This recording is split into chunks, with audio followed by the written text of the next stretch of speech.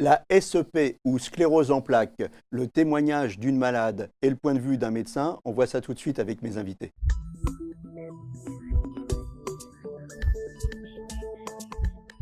Alors avec moi sur le plateau de Capital Santé, le professeur Bruno Stankov, vous êtes professeur en neurologie à l'hôpital Saint-Antoine et vous êtes chef d'équipe à l'ICM, c'est l'Institut du cerveau et de la moelle épinière, et Annie.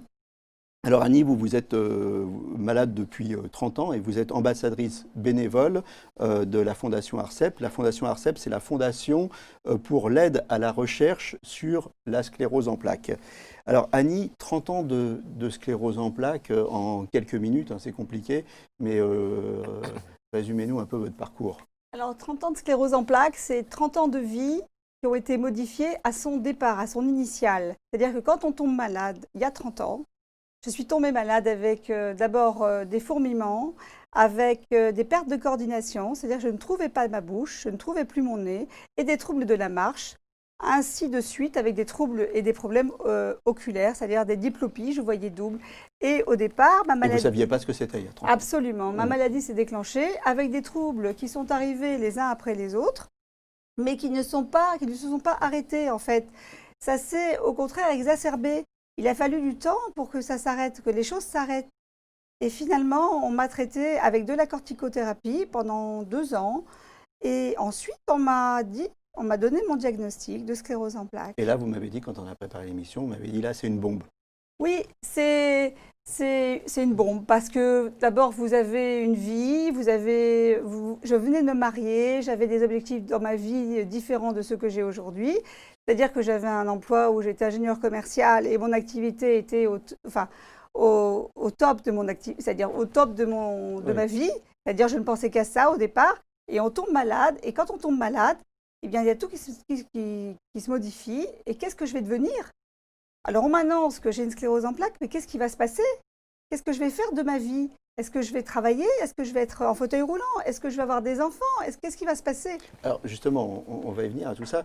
Vous m'avez dit aussi, vous m'avez dit, quand on m'annonce ça, au bout d'un moment, je m'aperçois que je suis marié avec cette maladie. Je ne peux pas m'en départir, de toute façon, je ne peux rien faire, je suis marié avec elle. Donc il va falloir que j'apprenne à vivre avec.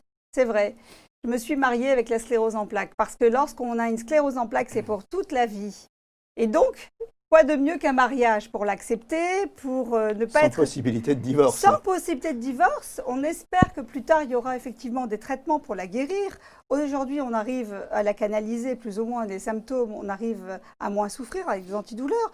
Mais disons que quand vous avez une sclérose en plaques, il faut vraiment se marier avec elle. Il ne faut pas être dans le déni de la maladie. Il faut l'accepter pour vivre mieux.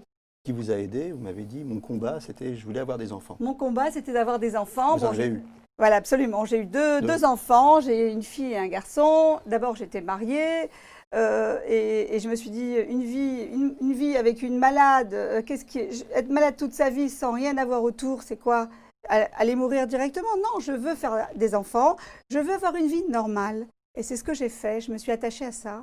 Alors vous avez une pêche formidable, hein, quand on vous voit comme ça.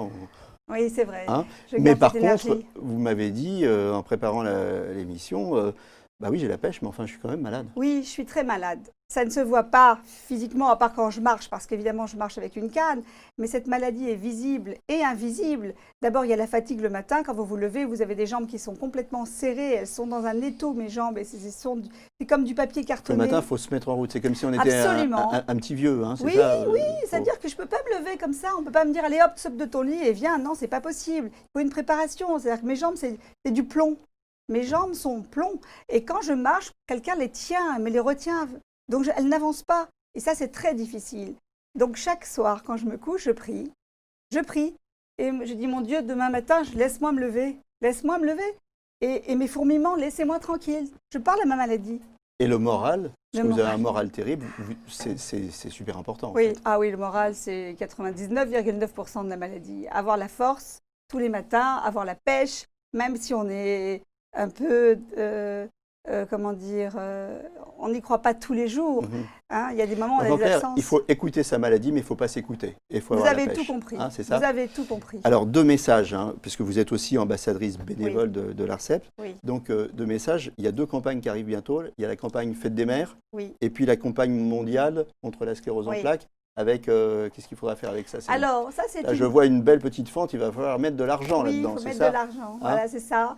La campagne Fête des mères, c'est une campagne d'information sur la sclérose en plaques. C'est également une campagne pour la collecte de dons pour essayer de financer un programme de recherche, parce que la recherche, c'est demain, c'est aujourd'hui, et ça, c'est très important. Et grâce à cette petite boîte, les commerçants qui ont envie d'être partenaires et sont sensibles à cette maladie la mettent sur leur comptoir, les gens viennent mettre des pièces et ça fait avancer la recherche médicale. Parce la journée mondiale, c'est le 30 mai. Voilà, absolument. Il faut savoir... la recherche, c'est votre espoir et l'espoir, c'est le moral. Vous avez tout compris, absolument. Et la recherche, c'est très important. C'est 3 femmes pour un homme dans la sclérose en plaques et c'est 100 000 personnes et 2 300 000 personnes dans le monde et 100 000 personnes en France. Alors justement, la recherche, on se tourne vers le professeur. La SEP, la sclérose en plaques, qu'est-ce que c'est d'abord? Expliquez-nous en quelques mots. La sclérose en plaques, c'est une maladie chronique, comme vous l'avez expliqué. Ça s'apparente à ce qu'on appelle une maladie auto-immune, c'est-à-dire que le système immunitaire, qui normalement se défend contre des agressions extérieures, agresse finalement l'organisme. Et une partie de l'organisme ici qui est la gaine de myéline, qui est une partie du système nerveux, qui permet au système nerveux de fonctionner rapidement et efficacement, pour être assez simple. Et donc, il détruit ces gaines de myéline. Voilà. Donc, l'évolution... Alors, les gaines de myéline, pour schématiser, ça entoure le nerf. Exactement. Et c'est comme un fil électrique, et puis autour, ce serait le truc protecteur, c'est ça? C'est comme oui, c'est ça, une gaine autour du nerf qui lui permet à la fois de le protéger et puis d'accélérer sa capacité de conduction. Ça multiplie par 50 la vitesse de conduction des messages, des influx nerveux. Voilà. En fait. Donc quand il n'y a plus la graine, la gaine, ça marche moins bien. Le système fonctionne moins bien, absolument. Voilà. L'évolution, c'est quoi? C'est par poussée, c'est ça? Alors il y a 2 formes, en fait, 2 grandes formes de maladie. Il y a des poussées, qui sont le mode de début le plus fréquent, 80-85% des cas. Une poussée, c'est ce que vous avez ressenti, c'est des symptômes qui apparaissent alors que quelques jours avant, il n'y avait rien et ces symptômes s'installent. Ils peuvent être très variables, visuels, moteurs, la coordination. Ça peut être très variable selon l'endroit de la lésion. Et ces symptômes peuvent être plus ou moins régressifs. Avec un traitement, on peut accélérer la régression. Et ils peuvent régresser complètement ou laisser de temps en temps des petites traces. Et cette forme à pousser va évoluer avec des récidives de poussée difficiles à prévoir, à un rythme variable. Ce qu'on soigne, en fait, on ne soigne pas la sclérose en plaques aujourd'hui, on soigne, on ralentit le rythme des poussées et on soigne les symptômes, c'est ça? Exactement, on arrive à diminuer la fréquence de ces poussées, à essayer de faire en sorte qu'il y en ait peu ou pas. Dans cette phase d'une intensité moins grande éventuellement. Ou qu'elle soit d'une intensité moins grande. Donc on a fait beaucoup de progrès dans ce domaine-là, mais il reste une phase de la maladie où les symptômes s'installent et persistent, ils progressent un petit peu insidieusement. Et cette phase-là, on commence à avoir des options thérapeutiques, mais ça n'est que le début. Et on fait beaucoup de recherches pour éviter cette phase-là. Alors les grands axes de recherche, c'est de protéger finalement le système nerveux et de favoriser sa réparation, pour être très global.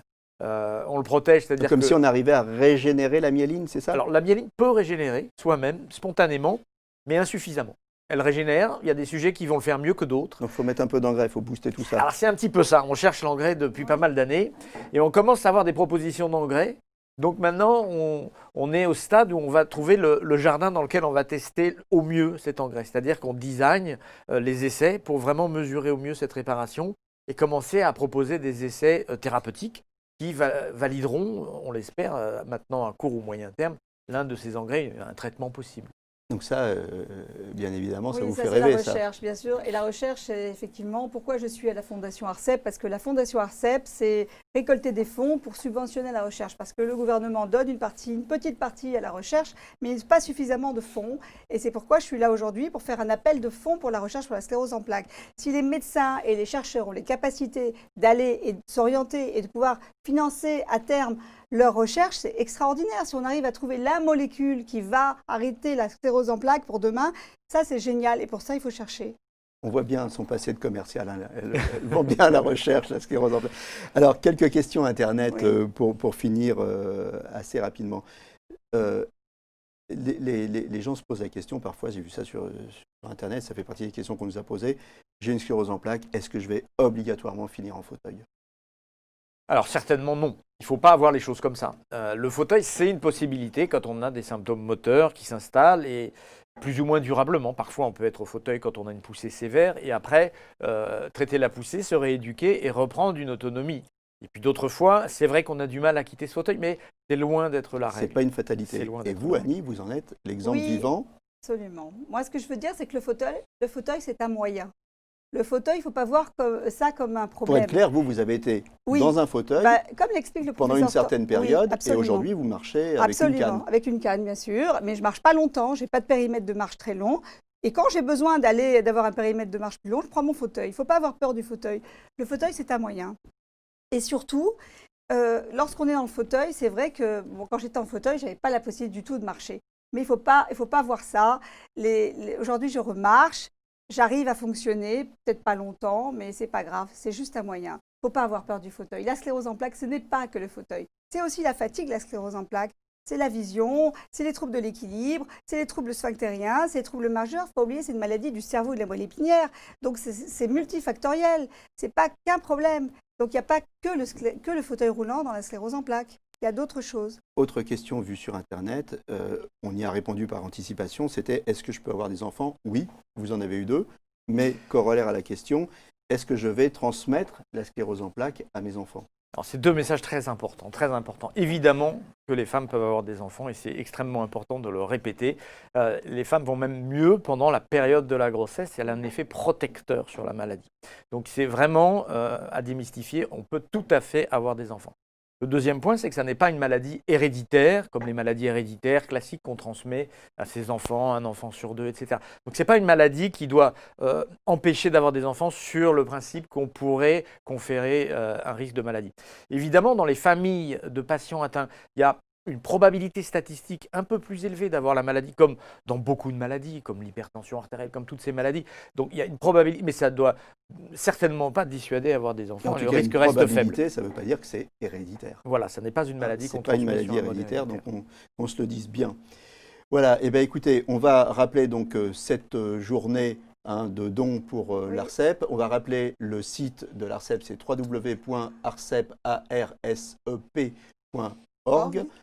Et donc la journée, c'est La journée mondiale de la sclérose en plaques, c'est le 30 mai. le 30 mai. Mais la boîte est chez les commerçants. Si vous souhaitez la mettre, vous appelez directement l'ARCEP au 01 43 90 39 39. Directement. Voilà. Voilà, on vous a entendu. Merci. Donc je vous remercie tous les deux. Merci à vous, Annie, pour avoir fait l'effort de venir témoigner sur ce plateau. Le site, on l'a rappelé, le numéro de téléphone, vous venez de le donner.